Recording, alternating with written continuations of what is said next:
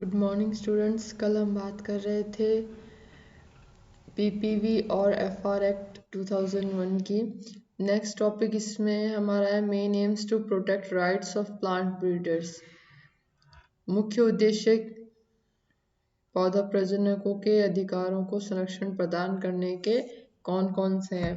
पहला है पौधों और प्रजनकों के हितों को सुरक्षित रखना, नई प्रजातियों की पूर्ति को लगातार सुचारू रूप से बनाए रखना, उपयुक्त क्रियाओं द्वारा पौधों उत्पादन का विस्तार करके जनता की आर्थिक स्थिति में वृद्धि करना, और जो इम्प्रूव प्लांट वैरायटीज हैं उनका प्रोडक्शन करने के लिए उनको उत्साहित करना। देन प्रोसीजर ऑफ रजिस्ट्रेशन में कौन कौन से पॉइंट हैं। इसमें कोई भी अधिकृत जो व्यक्ति है वो कोई भी नई प्रजाति के रजिस्ट्रेशन करने के लिए खुद या उसके द्वारा जो भी अधिकृत एजेंट होता है उसके माध्यम से registrar protection of plant varieties and farmers right authority के ऑफिस में 3 कॉपीज के साथ विद सिग्नेचर वो अप्लाई कर सकता है, और जिसमें निम्न बातों का होना जरूरी है। पहला, इस प्रार्थना पत्र के साथ प्रार्थी को एक शपथ पत्र भी देना होगा जिससे इसकी प्रजाति में कोई ऐसा जीन या ऐसा जीन सीक्वेंस ना हो जिसमें कोई हमें टर्मिनेटर टेक्नोलॉजी से रिलेटेड हो। टर्मिनेटर जो टेक्नोलॉजी होती है वो एक तरीके से मॉलिक्यूलर बायोलॉजी में इसे हम पढ़ते हैं, जिसमें कोई भी जीन या जीन सीक्वेंस होता है वो फर्दर कोई भी प्रोटीन को कोड नहीं करता और वो जीन एक तरीके से यूजलेस होती है। तो ऐसे केस में हम जो एप्लीकेशन में अगर ऐसा कोई स्पीशीज है मेंशन तो उसको हम रजिस्टर नहीं करेंगे। साथ ही प्रजाति की नवीनता, डिस्टिंक्टिवनेस, यूनिफॉर्मिटी और स्टेबिलिटी से रिलेटेड जो भी कैरेक्टर्स हैं वो उसमें मेंशन्ड होने चाहिए।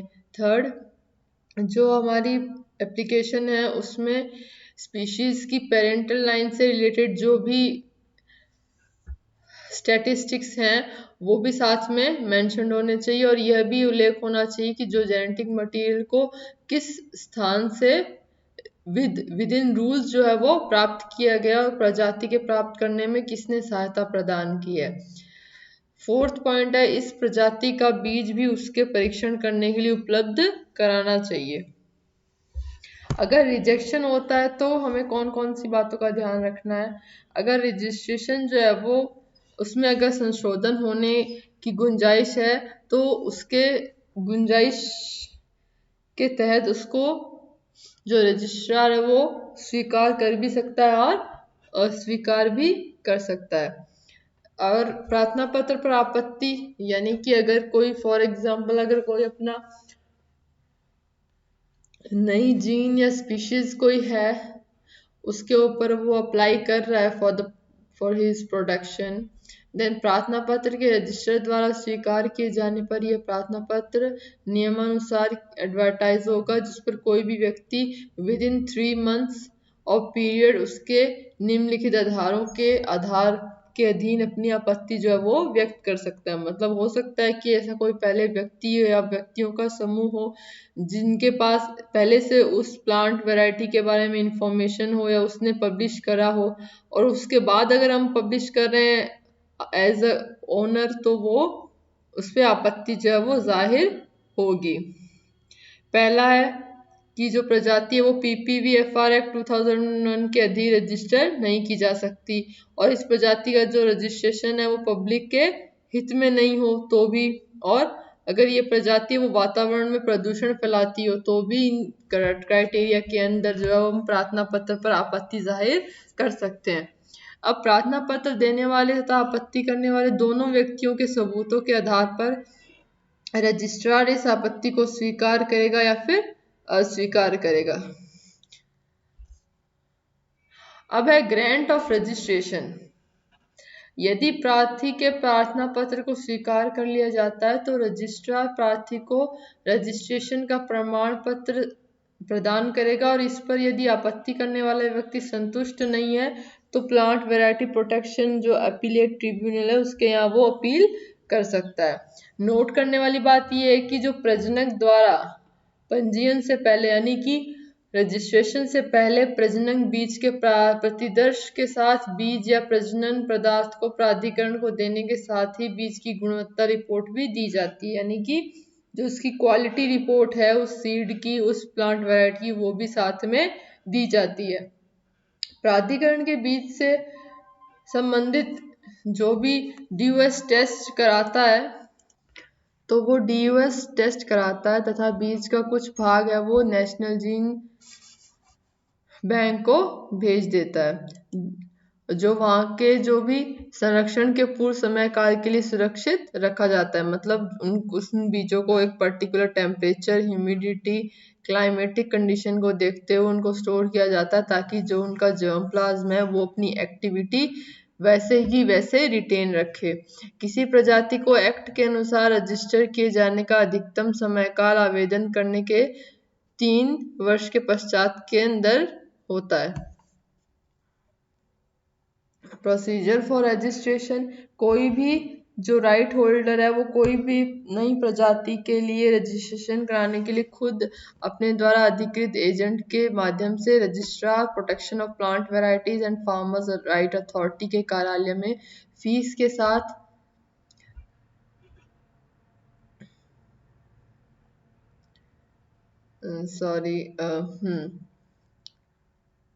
हमारा जो ये 3 वर्ष के अंदर था। उसके बाद हमारा जो थर्ड पॉइंट था वो था DOS परीक्षण में मॉर्फोलॉजिकल होता है, न कि मॉलिक्यूलर बेस। जैसे कि DNA प्रोफाइल टेक्निक है वो अपनी प्रजाति के DOS परीक्षण के समय प्रजनक या आवेदक परीक्षण की निगरानी कर सकता है। देन फील्ड क्रॉप्स के लिए ब्रीडर्स को पंजीयन द्वारा एक निश्चित समय के लिए एक्सक्लूसिव राइट्स प्रदान किए जाते हैं, जिसके अनुसार पंजीकृत जो भी प्रजनक या उसका एजेंट या लाइसेंसी है उसके अतिरिक्त कोई भी अन्य व्यक्ति न तो रजिस्टर्ड प्रजाति को बेच सकता है, न उसे बेचने के लिए किसी को दे सकता है, न पैदा कर सकता है, न निर्यात कर सकता है और न ही उस प्रजाति के रजिस्टर्ड डिनोमिनेशन का प्रयोग कर सकता है। कंपल्सरी लाइसेंस, इसमें भी जो है कोई भी वैरायटी है उसके रजिस्ट्रेशन के 3 वर्ष बीतने के बाद जनता को उस प्रजाति के बीज या उससे रिलेटेड जो भी प्रोपेगेटिंग मटेरियल की पूर्ति जो है संतुष्ट रूप से नहीं हो पा रही है, या उस प्रजाति का जो बीज है वो प्रोपेगेटिंग मटेरियल उचित मूल्य पर जनता को उपलब्ध नहीं है, तो कोई भी व्यक्ति PPVFR अथॉरिटी को कंपल्सरी लाइसेंस देने के लिए प्रार्थना पत्र दे सकता है और इसके अधीन वो व्यक्ति स्वयं भी उस बीज को पैदा करके उसका वितरण तथा बिक्री करने के लिए अधिकृत हो सकता है। कंपल्सरी लाइसेंस प्राप्त करने के लिए हमें क्या क्या चाहिए? आवश्यक लाइसेंस की प्रकृति, टाइप क्या है, प्रार्थी का उद्देश्य क्या है और प्रार्थना पत्र का आधार क्या है, मतलब बेस क्या है, किस आधार पे हम वो एप्लीकेशन रजिस्टर करवा रहे हैं। देन इसके पश्चात PPV और FR अथॉरिटी दोनों जो पार्टीज हैं उनको सुनकर और केंद्र सरकार से विचार विमर्श करके जो प्रोप्राइटर है उसको आदेश दे सकती है कि वह रजिस्टर्ड प्रोप्राइटर लाइसेंस के प्रार्थी को PPV और FR अथॉरिटी के विचारों और नियमों के अनुसार लाइसेंस ग्रांट करे। और जो ये लाइसेंस होता है वो राइट होल्डर को संरक्षण के लिए दिए गए जो समय के शेष भाग के लिए ही मान्य होता है। ऐसी परिस्थिति में कोई भी जो ब्रीडर है वो नेशनल जीन बैंक से एक संरक्षित या फिर प्रोटेक्टेड प्रजाति के बीच का सैंपल मांग सकता है। उपरोक्त परिस्थिति के अतिरिक्त उसी नस्ल या इनब्रीड सीड के संरक्षण के रद्द या समाप्त होने के पश्चात भी वह बीज पंजीकृत प्रजनक को लौटाए जाएंगे। PPVFR एक्ट के अधीन दिए गए संरक्षण को रद्द किया जाना, ये किन किन कंडीशंस में होगा? जब रजिस्टर्ड प्रोप्राइटर संरक्षण के लिए पात्र या योग्य नहीं होगा, राइट होल्डर ने जो है इनकरेक्ट इंफॉर्मेशन के बेस पे जो है वो रजिस्ट्रेशन का सर्टिफिकेट प्राप्त किया हो, या ऐसी इंफॉर्मेशन छुपाई हो जो रजिस्ट्रेशन को न दी हो, या फिर उसे जो कि दिया जाना अनिवार्य था उस एक्ट के आधार पे। राइट होल्डर ने ये एक्ट तथा इससे संबंधित नियमों या PPV एंड FR अथॉरिटी द्वारा जो दिए गए डायरेक्शंस हैं उनका पालन ना किया हो, या संरक्षण संबंधित जो सर्टिफिकेट का देना जाना है वो हित में ना हो, तो इन केसेस में क्या होगा? जो हमारा ग्रांट है फॉर द राइट होल्डर वो कैंसिल हो सकता है, रिवोक हो सकता है।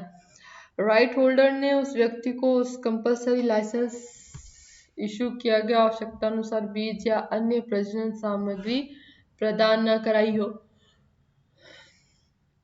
जो भी राइट होल्डर है उसने रजिस्ट्रार को वैकल्पिक नाम या अल्टरनेटिव डिनोमिनेशन न दिया हो जिसका प्रयोग उन परिस्थितियों में किया जा सके जब राइट होल्डर द्वारा दिए गए नाम उपलब्ध न हो। Then a plant variety is not eligible for protection under PPVFR Act 2001। ऐसी कौन सी प्रजातियां हैं जो इस एक्ट के तहत नहीं प्रोटेक्ट की जा सकती?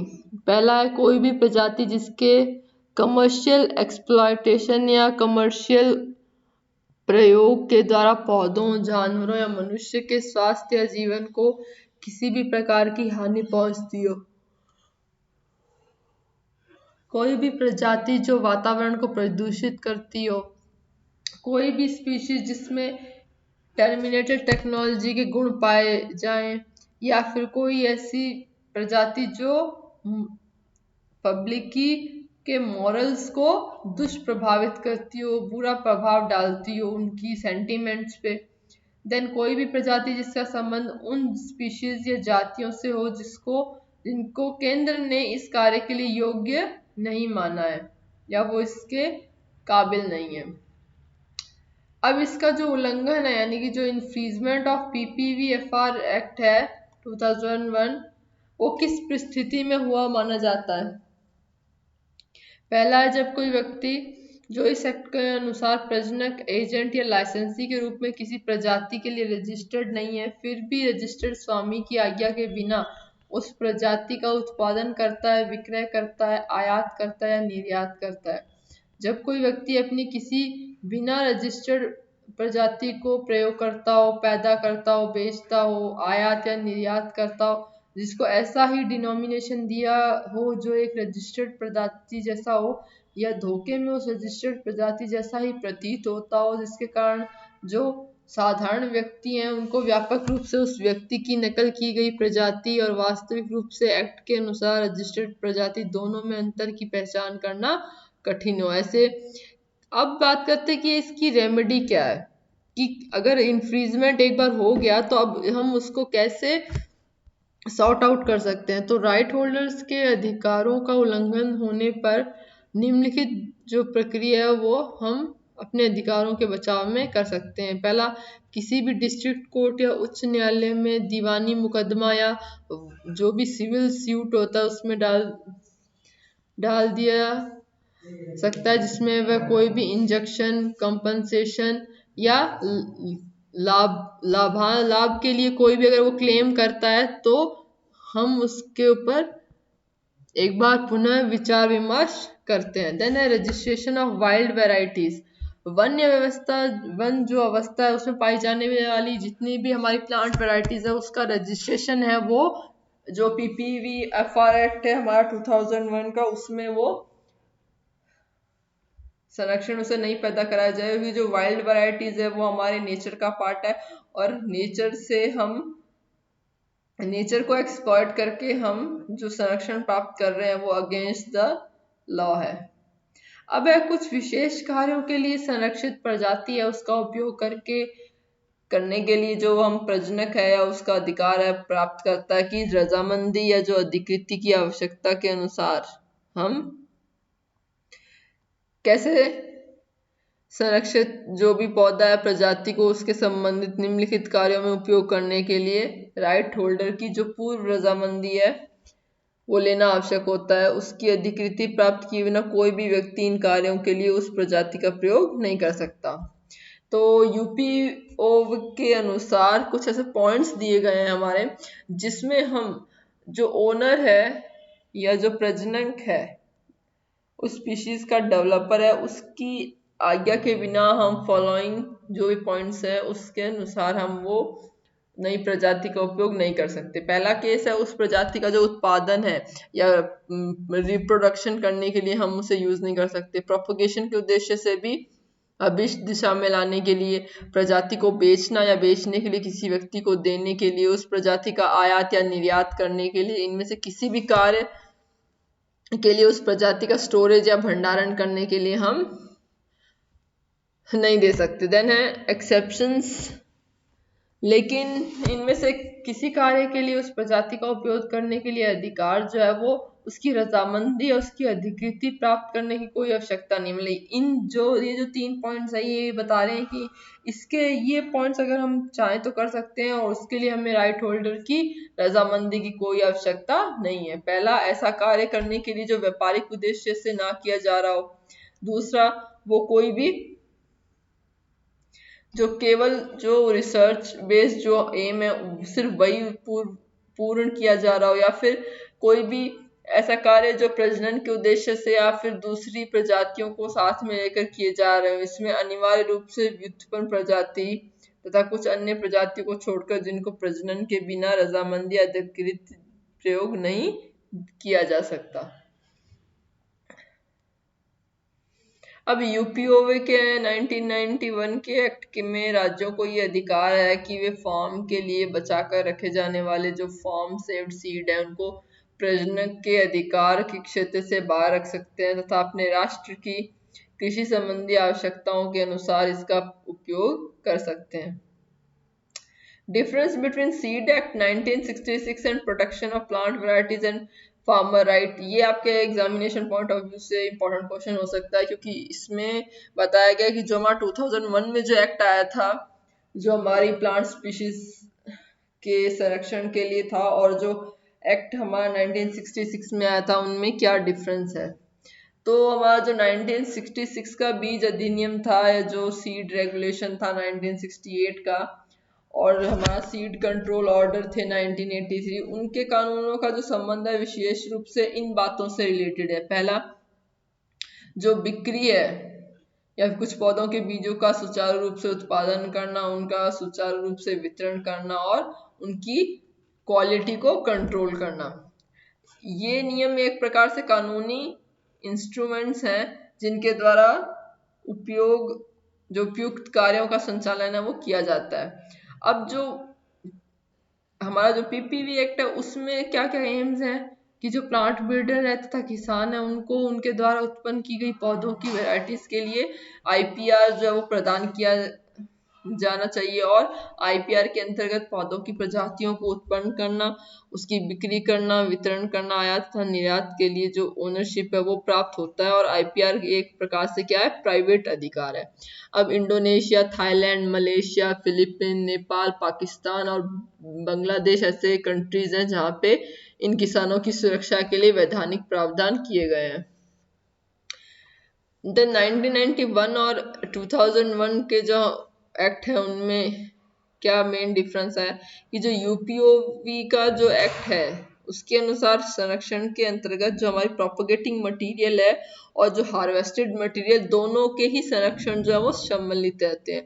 लेकिन जो पीपीवी और एफआर एक्ट है हमारा, उसमें जो प्रोपगेटिंग मटेरियल है वो वैरायटी के साथ उसके डिनोमिनेशन का संरक्षण होता है, लेकिन पैदावार की जो सामग्री है यानी कि जो हार्वेस्टेड मटेरियल उसका संरक्षण नहीं होता। किसमें नहीं होता? पीपीवी एफआर एक्ट में, जबकि यूपीओवी एक्ट में ऐसा होता है। प्रोपगेटिंग मटेरियल के लिए जो वैरायटी डिनोमिनेशन है उसका प्रयोग किया जाना क्या है, ऑब्लिगेटरी है, मतलब वो जरूरी है, लेकिन पैदावार की सामग्री के लिए वो जरूरी नहीं होता। ये दो पॉइंट्स आपको ध्यान रखने यूपीओवी और पीपीवी के डिफरेंस के अंतर्गत। देन है difference between patent and PPFR act. Patent के अंदर क्या होगा, हमारे जो भी आईपीआर के जो हमारे राइट्स हैं वो प्रदान करने के मामले आते हैं जो कि किस से रिलेटेड होते हैं, इंडस्ट्रियल जो भी हमारी तकनीकी से संबंधित होते हैं। जबकि जो पीपीवीएफआर अधिनियम है उसके अंतर्गत प्लांट ब्रीडर्स जो है उनको पौधों की नई प्रजातियों या ब्रीडिंग और डेवलपमेंट करने की बौद्धिक संपदा अधिकार प्रदान करने से रिलेटेड होते हैं। पेटेंट कानून के अंतर्गत भारत में पौधों की किसी प्रजाति को संरक्षण प्राप्त नहीं किया जा सकता, क्योंकि जो पेटेंट है वो किसको डिनोट करता है, एक नई इन्वेंशन को, जबकि जो पीपीवी एक्ट है उसमें हम इन्वेंशन देखते हैं जो कि ऑलरेडी प्रेजेंट या जो हमें प्रोवाइडेड जो प्लांट वैरायटी है उसके अंदर हम जब जीन का संरक्षण कराते हैं तब। पेटेंट राज्य या राष्ट्रीय सरकार द्वारा जो भी इन्वेंटर है उसके प्रतिनिधि को दिए जाने वाले अधिकारों का ग्रुप है, वो इन्वेंशन को सार्वजनिक करने के लिए एक निश्चित समय के लिए प्रदान किए जाते हैं। जबकि पीपीवीएफआर के अंतर्गत जो ब्रीडर्स हैं या जो रिसर्चर हैं उनको प्रदान किए जाने वाले वे अधिकार होते हैं जो कि सूचीबद्ध समस्त फसलों की प्रजातियों को संरक्षण प्रदान करने के साथ साथ दिए जाते हैं। पीपीवीएफआर के अंतर्गत यह प्रावधान भी है कि किसानों का सम्मान देने के अतिरिक्त उनको लाभ में भागीदार बनाया जाए तथा क्षतिपूर्ति के लिए उनको पुरस्कृत भी किया जाए। कुछ ऐसे पॉसिबल मेथड्स हैं जिनसे हम न्यू वैरायटी को प्रोटेक्ट कर सकते हैं। पहला है ट्रिप्स समझौते के अनुसार पेटेंट प्रक्रिया द्वारा, दूसरा स्यू जनरिस प्रणाली द्वारा और दोनों विधियों के संयोग द्वारा भी। पहला है पेटेंट सिस्टम के द्वारा हम कैसे नई प्रजातियों को संरक्षण प्रदान कर सकते हैं। और जैसा कि हम पहले भी हमें पता है कि जो इन्वेंटिव स्टेप और नॉन ऑब्वियसनेस है वो भी एक ज़रूरी है एक नई प्रजाति में होना। और जब तक हमें पता है कि कई ऐसी प्रजातियां हैं जिनमें ऐसे कई गुण नहीं होते हैं जो कि इस पॉइंट को प्रूव करती हैं, क्योंकि इन प्रजातियों को क्या प्राप्त करने की जो प्रक्रिया है वो भी जो उद्देश्य है वो हमें ज्ञात होते हैं, और जो हमें ज्ञात है वही हम इंडस्ट्री में उसका प्रयोग किया जाता है या प्रयोग करते हैं। और इन प्रजातियों को प्राप्त करने में जो इन्वेंटिव स्टेप्स है उनका समावेश नहीं होता, जिसके कारण जो है वो पेटेंट अधिनियम का प्रयोग जो है वो असंभव होता है। इसलिए जो स्यू जनरिस प्रणाली है उसको ही हम ज्यादातर यूज करते हैं। देन है नेशनल जीन फंड। ये क्या है? नेशनल जीन फंड है, इस निधि का जो गठन है वो केंद्र सरकार द्वारा निम्नलिखित एम्स की पूर्ति के लिए किया गया। पहला, उन कृषकों को प्रोत्साहित करना, मान्यता देना तथा प्रस्तुत करना जो कि बायोडाइवर्सिटी वाले जो हॉटस्पॉट है उसमें सिलेक्शन एंड टेस्टिंग विधि द्वारा सुधार करते हुए आर्थिक पौधों की भू प्रजातियों तथा अन्य संबंधित जातियों के अनुवांशिक संसाधनों के संरक्षण के लिए कार्य कर रहे हैं। दूसरा, उनको प्रोत्साहन देना जो आर्थिक पौधों की भू प्रजातियों तथा अन्य संबंधित प्रजातियों के संसाधनों में उनके सुधार में लगे हैं। देन है, अब जो भी जीन फंड है ये इसका सोर्स क्या है, कहाँ से ये इनकम आती है? पहला है जो ईयरली जो मनी है जो हमें रॉयल्टी के रूप में प्रदान होती है, वो जो प्रावधान है वो भी हम नेशनल जीन फंड में इंक्लूड करते हैं। देन जीन निधि में जमा की जाने वाली क्षतिपूर्ति के रूप में जो प्रावधान होता है वो राष्ट्रीय तथा अंतर्राष्ट्रीय संगठनों से जो हमें अंशदान प्राप्त होता है। और चौथा, जो प्रजाति के प्रजनन या अनिवार्य रूप से जो भी व्युत्पन्न पंजीकृत जो भी प्रजाति है उससे प्राप्त लाभ की जो भागीदारी है, जो शेयरिंग हमें मिलती है, वो भी हमारी नेशनल जीन फंड में इंक्लूड होती है।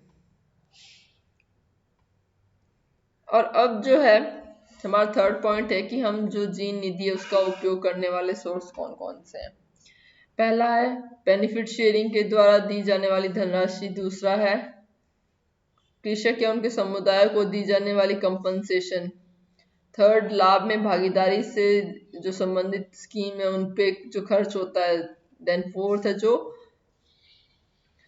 जो स्वस्थानीय और बहिस्थानीय जो कलेक्शन है उनके सहित जो भी जेनेटिक रिसोर्स तथा सस्टेनेबल यूज की सहायता के लिए इसको हम संपादित करने के लिए पंचायतों की क्षमता को बढ़ाने में किया गया है। ये जो चार है इनकी वजह से जो हमारा यूटिलाइजेशन है वो जीन फंड का होता है। नेशनल जीन बैंक अथॉरिटी ने जो भी रजिस्टर्ड प्रजाति हैं उनके रजिस्ट्रेशन द्वारा भेजी गई जो भी पेरेंटल लाइंस के स्टोरेज के लिए जीन बैंक की स्थापना की है। और इसकी यह सामग्री पंजीकरण की कुल अवधि के लिए 5 डिग्री से सेल्सियस कम तापमान पर रखी जाती है। यानी कि जो भी प्लांट वैरायटीज है वो उनको हम कोल्ड स्टोरेज में रखते हैं और यदि आवश्यकता हो तो कुछ वर्षों के बाद हम उनको रिजुविनेट या फिर रिप्लेनिश करते हैं, जिसमें जो लागत है वो किसकी होगी? आवेदक की होगी। देन इस बैंक के जो बीज हैं वो उपयोग अनिवार्य लाइसेंसिंग के लिए आवश्यकता के अनुसार किया जाता है और उल्लंघन से संबंधित किसी न्यायालय के आदेश पर जीन बैंक में रखे जो भी सीड सैंपल है उनको प्राप्त किया जा सकता है। पहला बाजार में दुरुपयोग से बचाव होता है और दूसरा अधिकारों के उल्लंघन से बचाव होता है। बेनिफिट शेयरिंग, यदि कोई भी नागरिक, भारतीय नागरिक या फर्म एनजीओ किसी ब्रीडर द्वारा रजिस्टर्ड प्रजाति के जीन बैंक में जमा किए हुए जेनेटिक मटेरियल का उपयोग अपने किसी कार्य के लिए करना चाहता है तो उसे पहले जीन बैंक में शुल्क जमा कराना पड़ेगा। और इस शुल्क में उस प्रजाति के जो भी ब्रीडर का हिस्सा होता है जो नागरिक फर्म या एनजीओ द्वारा प्रयोग किए गए जो भी आनुवांशिक संसाधनों की मात्रा, उनकी प्रकृति के अतिरिक्त उन संसाधनों की मांग तथा उनके जो भी कमर्शियल रिलेटेड जो भी उपयोग है उस पर डिपेंड करेगा। अब बेनिफिट शेयरिंग जो प्रक्रिया ये कहलाती है, इसके अनुसार दो पक्ष प्रजनन तथा आनुवंशिक संसाधनों का उपयोग करके लाभ कमाने वाले व्यक्ति या जो फर्म या एनजीओ उनको सुनकर प्रजनन को लाभ में से हिस्सा दिया जाता है। फिर आपका आता है पीवीपीएटी क्या है। देन आपका ये हमने पढ़ा था distinctiveness, uniformity and stability and special test हैं कुछ। देन बुडापेस्ट ट्रीटी आपकी है 1977। ये जो संधि है ये पेटेंट प्रक्रिया के लिए जो भी माइक्रो ऑर्गेनिज्म उसको हम डिपॉजिट करते हैं उस प्रक्रिया को इंटरनेशनल लेवल पे मान्यता प्रदान करने से रिलेटेड जो ये जो ट्रीटी है वो की गई थी। और रीजंस क्या हैं, किसी भी इन्वेंशन को पेटेंट प्राप्त करने के लिए उस इन्वेंशन के विषय में लिखित में जो पूरी जानकारी देना जरूरी है वो भी हमें पता है। और जो भी माइक्रो ऑर्गेनिज्म होते हैं उनकी देखभाल करना, सुरक्षित रखना, उनको उनके वातावरण को जो है कंटामिनेशन से बचाना, ये जो चीज़ें हैं वो पेटेंट कार्यालय में संभव नहीं हो पाती। और जो भी माइक्रो ऑर्गेनिज्म से जो प्राप्त संख्या है उसमें प्रतिदर्श जुटाना भी एक बहुत बड़ी प्रॉब्लम होती है, तो उनको सुरक्षित करके इकट्ठा रखना कठिन और महंगा कार्य है। इसीलिए इसके लिए जो विशिष्ट ज्ञान तथा उपकरणों की आवश्यकता होती है। बुडापेस्ट ट्रीटी एक इंटरनेशनल ट्रीटी है जिसपे 1973 में हस्ताक्षर किए गए थे। इसका मेन एम जो है वो कोई भी किसी सदस्य देश में पेटेंट आवेदन से रिलेटेड जो भी माइक्रो ऑर्गेनिज्म के प्रतिदर्श जमा कराने की कठिनाइयों को दूर करना है। और साथ ही साथ क्योंकि पेटेंट एक्ट 1970 के अनुसार यदि किसी अन्वेषण में किसी बायोलॉजिकल मटेरियल प्रयोग करना है तो उसे आवेदन करने से पहले अन्य अभिलेखों के साथ जो है वो कोई भी इंटरनेशनल डिपॉजिटरी अथॉरिटी में उस सैंपल में भी जमा कराना आवश्यक है। अब है बेनिफिट्स ऑफ द ट्रीटी। अनेक देशों में पेटेंट प्राप्त करने वाले व्यक्ति को कम व्यय, कम समय तथा कम परिश्रम करना पड़ेगा क्योंकि इस संधि के अधीन जितने भी सूक्ष्म जीव का प्रतिदर्श अब केवल एक देश में ही डिपॉजिटरी में जमा कराना होगा। और अधिकांश देशों में प्रत्येक देश में कम से कम एक इंटरनेशनल डिपॉजिटरी अथॉरिटी होना जरूरी है, जिसके कारण व्यक्ति जो है वो दूरी, भाषा तथा अन्य सुविधाओं की उपलब्धता के अनुसार जो है वो डिपॉजिटरी का चयन कर सके। देन हमारे priority rights to a foreign applicant, जिसमें हम किसी भी विदेश व्यक्ति ने अगर रजिस्ट्रेशन के लिए सर्वप्रथम आवेदन भारत में किया है तो वह व्यक्ति जो है वो उस अन्य देश में प्राथमिकता अधिकार प्राप्त करने के लिए अधिकृत हो सकता है और यदि वह अन्य देश सम्मेलन या कन्वेंशन देश में आते हो तो। उसके बाद हमारा नेक्स्ट चैप्टर हम पढ़ेंगे जो हमारा आईपीआर का लास्ट चैप्टर होगा।